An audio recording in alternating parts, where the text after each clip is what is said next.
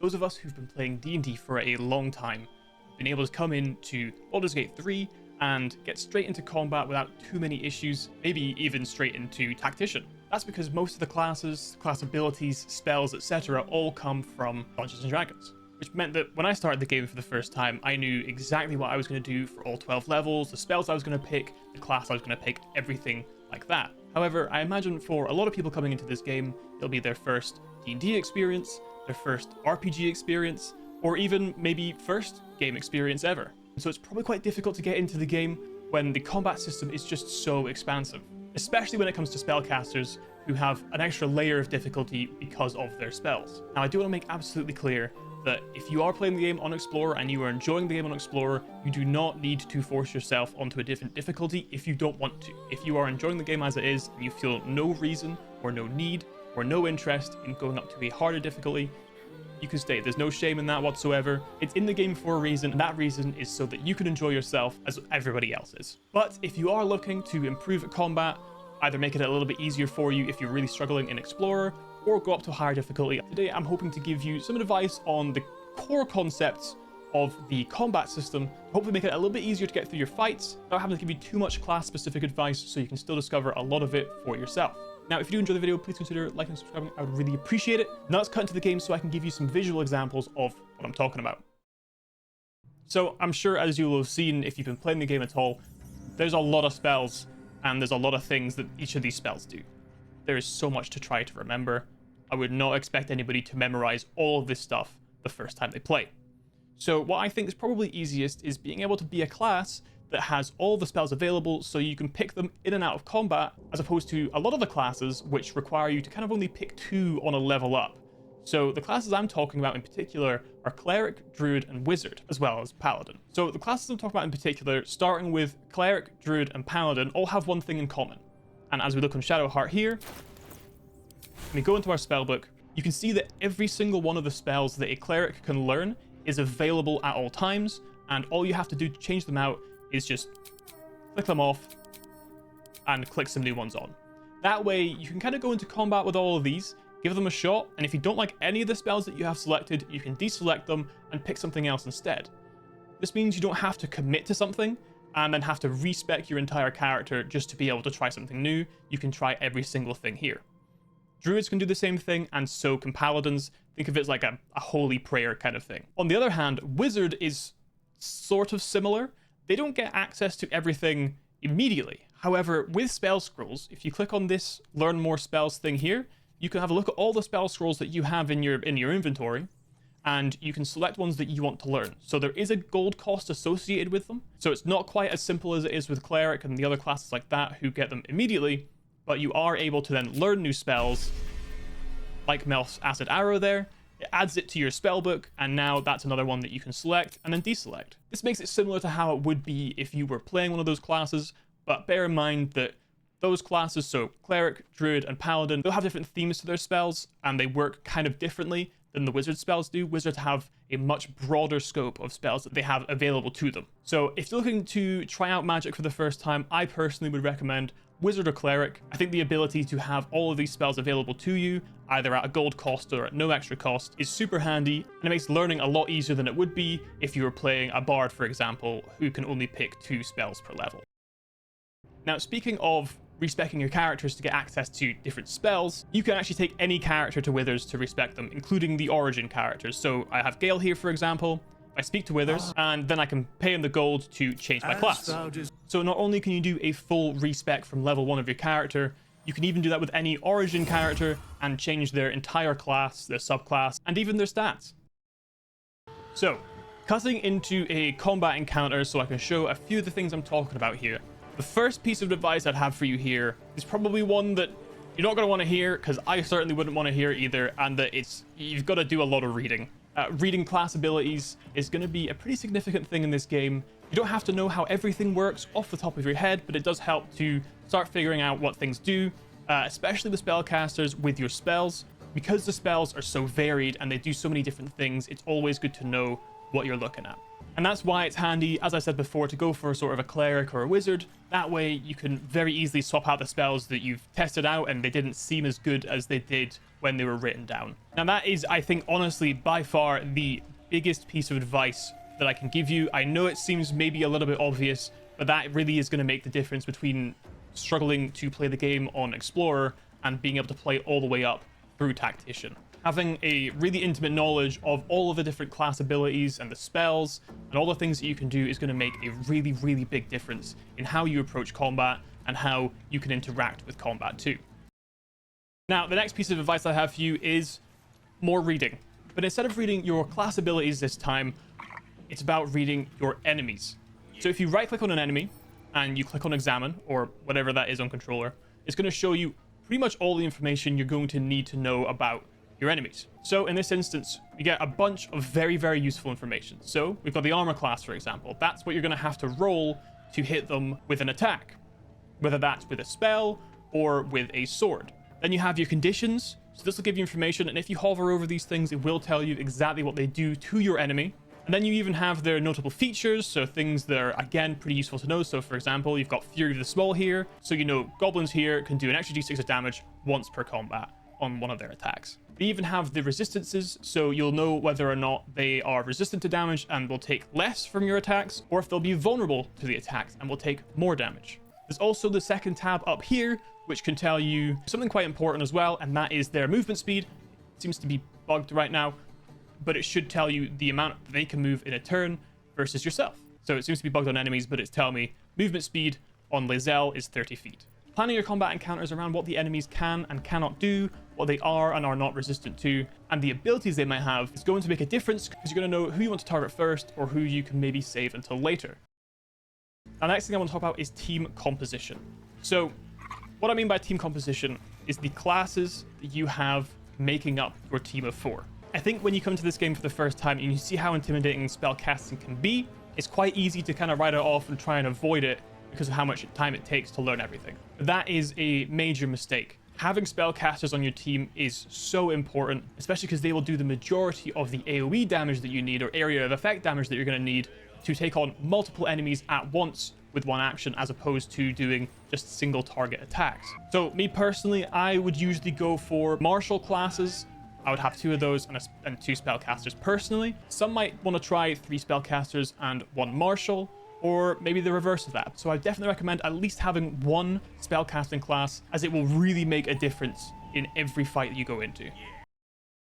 So another thing to note is your battleground positioning. As you can see, where I currently am, I have all 4 people right in front of a teleportation point. That's not great for combat. That keeps me all in an area. So if any enemies have an AoE attack spell, or they have some sort of thing that they can throw at us to all hit us in one small area, they're going to be able to do quite a lot of damage to a lot of people with just the cost of 1 action. And bearing in mind that I have spellcasters here who are quite easy to hit, it'd be very, very easy for enemies to run around the harder to hit allies and go for the ones at the back who shouldn't be close to any enemies at all. So whenever you find yourself in a fight, look at the positioning, see where you can get high ground, see where you can put your allies to avoid enemies if you can. You can even use things like doors and barrels to your advantage. So if you're in a situation where you feel like there's too many enemies coming at you, if you find a doorway, you can run back and use it as a choke point, meaning that only, 1 or 2 enemies can come through at a time, making it much easier for you to deal with as a team, as opposed to getting attacked by 15 enemies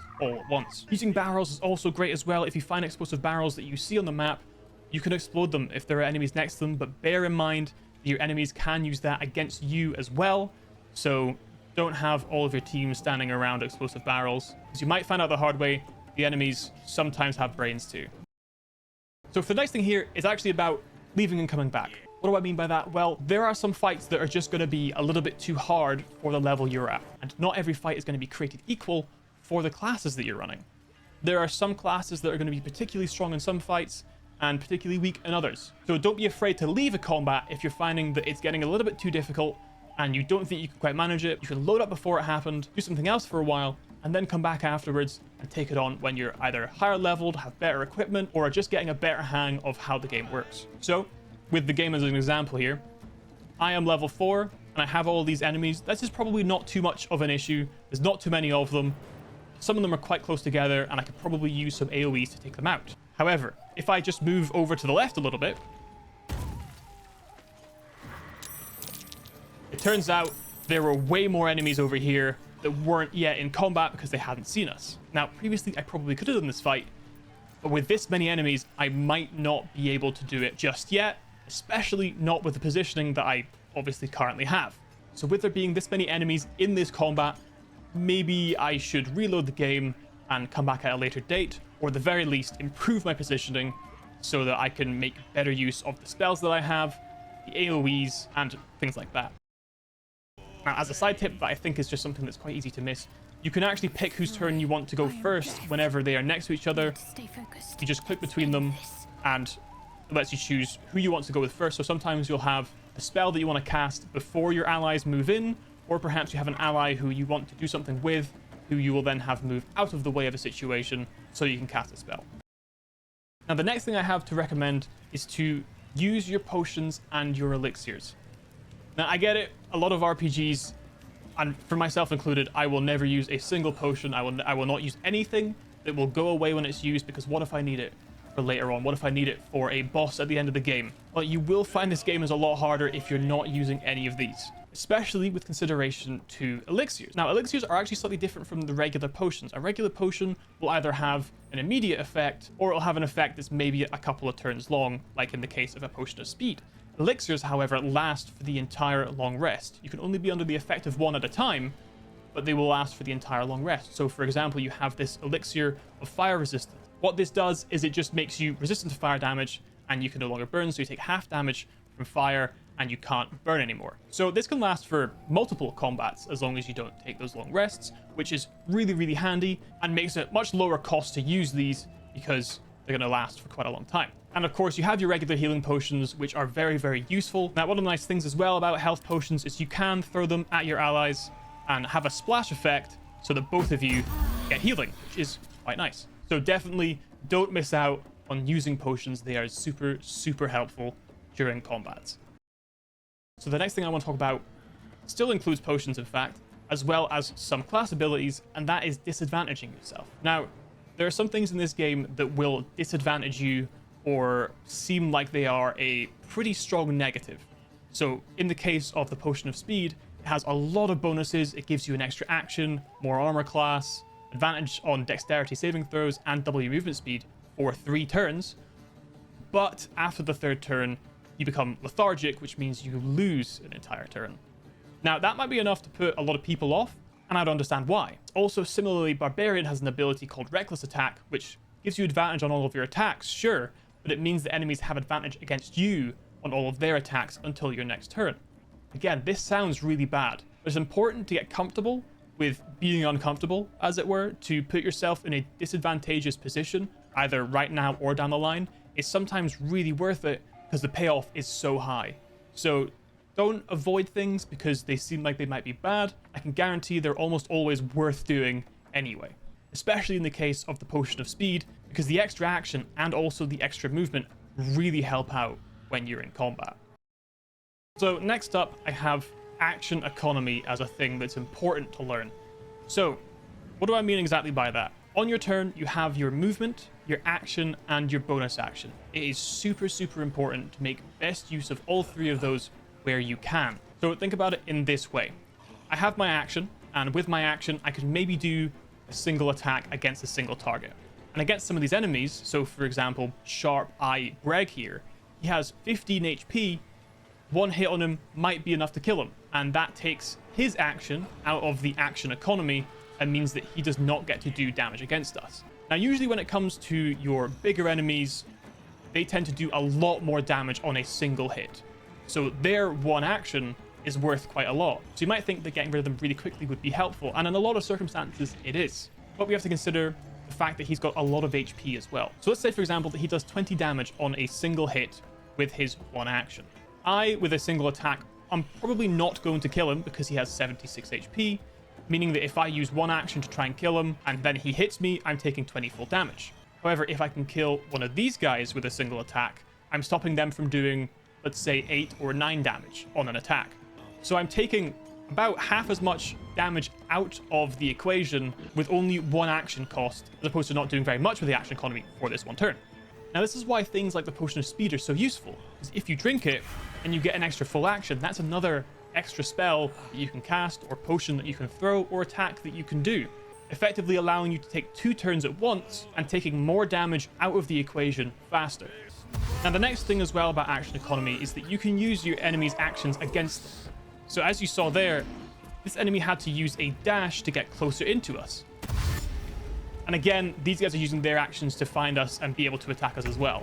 And so that's an example of using your enemy's actions against them as part of the action economy. If you're farther out of range from your enemies than they can get to in one turn, they'll have to use their action to dash to come towards you, meaning they won't do any damage to you this turn. That is super, super helpful to use because it forces them to basically waste a turn for nothing. So the next thing to consider as part of action economy is also figuring out whether or not you want to do a concentration spell at the start of combat. So for example, I have here Flaming Sphere. As it says, damages nearby enemies and objects, and you can move it so it gets its own turn. If I cast this here, for example, I am now concentrating on the spell down in the tooltip that it actually says that I have it for 10 turns as long as I remain concentrating on it. This means that now that I'm set up with it, I can rely on that to do consistent damage every single turn from now on, freeing up my main action on other turns afterwards, while also being able to do extra continuous damage throughout the fight. Another thing to keep in mind is also your utility spells. So not everything that you need to do on a turn has to be straight up damage. You have, for example, spells like Hold Person, which I didn't think to prepare, so I have a scroll here. What this does, on a failed save by the enemy, they will then be held. And that means that they can't move, they can't act, or they can't react. Which means that when you get in close and you attack them, you cannot miss within 10 feet, and then they will always be critical hits. So utility spells like this, while they don't immediately do damage to your enemies, not only do they take the enemy out of the initiative order, in a sense they can't do anything to combat you, but it also means that you get to do a lot more damage against them. So spells like this, utility spells like this, have a lot of value and are definitely not worth skipping over just because they don't do any damage. Now this is a good example of a situation where you might want to do one person over another first. So ideally, we like to keep Lae'zel here, keep her action until we have held an enemy. So if you go with Shadowheart first, and we have her cast this Hold Person, he now doesn't have his turn. So you can see that he comes in the initiative order after us, as you can see it highlighted at the top there. On his turn, he's going to have the opportunity to do another saving throw to come out of it. So if he succeeds, he just loses his whole turn. If he fails, he stays held until his next turn or concentration is dropped. So now that I've done that, on Shadowheart's turn, we can move over to Lae'zel, and we can have her now go into attack. So when she would have come in beforehand to do an attack and maybe would have missed, and certainly would have only had a 5% chance of getting a critical hit, now she has a 100% chance to hit, and will also crit immediately on that hit.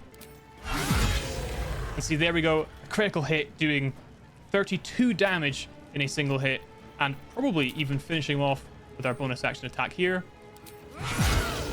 There we go. So an enemy with 35 health that we may not have been able to kill, we got 2 instantaneous critical hits against. Very, very strong. So when it comes to reactions, if you look down here at the bottom right, you have your reaction tab. You also find that on your character sheet here. You go into your spellbook section here, and you go into reactions, save for all the classes. You have your reactions. Now, it's always good, in my opinion, to come in here and tick these and also have them on ask. That means whenever the opportunity comes up for them to take place, the game will ask you if you want to do it and allow you to change your mind. So, for example, you might find that you have the shield spell, which means when an enemy makes an attack against you, you can use a first level spell slot to give yourself 5 extra AC for the rest of the turn and also make you take no damage from magic missile, as it says there. This does, however, cost a spell slot to use. Now, you might be wanting to save that spell slot and not always use the shield because you might be willing to take the damage instead. Having this on ask means the game will ask you if you want to use it, and you can make a decision from there. Same for opportunity attacks. If you have 2 enemies around you and you're hoping one of them will leave so you can attack them because they're close to death, you don't want that going off on the other enemy who's nowhere near death. So definitely take a look in the reactions tab so you can see whether or not you want to do something. So you also have attack rolls and saving throw rolls, which the game doesn't necessarily go over too much. so I'll explain briefly now. If we have a look at our enemy here, we can see that he has an armor class of 12, which means he's not too hard to hit, and he has a intelligence of 5, meaning he has a -3 to his checks, to his saving throws. So if I want to hit my enemy here, he has an armor class of 12. That means I need to roll a d20, then add my bonuses in the hopes that that is going to be 12 or more. As you can see with Gale here, I have his intelligence at 18, which is his main stat, which makes it a +4. And if we go across into his spellbook here, we can see that his spell attack is going to be 4 +2 from his proficiency bonus for a +6 total. And that's how it is going to be for most characters' attacks with their swords or with a bow. It'll be their main stat plus their proficiency, which at levels 1 to 4 is going to be +2. So with a +6 to hit that Gale currently has, all he needs to roll to hit the enemy is a 6. Not much at all. So he is likely to hit pretty much no matter what he does. However, you also have your saving throw type spells. And that'll take us briefly back to the hold person scroll that I was talking about earlier. As you can see, this is a saving throw type spell. So instead of you doing the roll against your enemy, so instead of you rolling the d20 and adding your bonuses, the enemy actually rolls their d20 and adds or takes away their bonuses instead. Since this is a wisdom saving throw, if we have a look at our enemy here, we can see that he has a wisdom of -2. That means he'll roll a d20 and he'll take 2 away from whatever number he rolls. And if we go back into our spellbook tab, we can see our spell save DC. The way that that's calculated is it is 8 is the base number plus your proficiency bonus plus your main spellcasting modifier, which means you will have in this instance, 14 +4 from intelligence plus 2 from proficiency. So this enemy needs to roll a 14 to not be affected by the hold person. He'll roll a d20 and he will take 2 off of that number, meaning that he needs to roll a 16 to pass. But if we're going to target his intelligence instead, being that that's a -3, he is slightly worse off with saving throws than he would be from a direct attack. Or if we had targeted his strength, for example, with a strength saving throw, he would end up with a +6, which would make us way better off just targeting his armor class with a regular attack. So saving throws are super useful on enemies that have either really low stats or really high armor class, and regular attacks are particularly effective against enemies with low armor class but maybe high stats in the saving throws you'd maybe want to target. Now, I know a lot of that can get complicated, so it's always worth bearing in mind that it's worth having saving throw type spells, utility type spells, damaging type spells, as well as having physical attacks, spell attacks, all those kind of things. Variety is going to be one of the most important tools in this entire game for your group, so try your best to make sure that you have all of those available. Okay, so those are a few of the things that I think should help quite a lot if you are practicing the game and trying to learn more about it. Now, if anybody does want extra information or a deeper dive into individual classes, individual subclasses, or just how combat works as a whole, I'm more than happy to do that. Just let me know in the comments. But yeah, I hope that at least some of this has been helpful. Of course, a lot of it is going to be sort of self-explanatory for many. Ultimately, no matter what you do, you probably find this game becomes a lot easier as you do more combat. And I hope you continue to enjoy the game as I have. But in the meantime, I really hope you enjoyed. Thank you so much for watching, and I'll catch you in the next video. Bye, guys.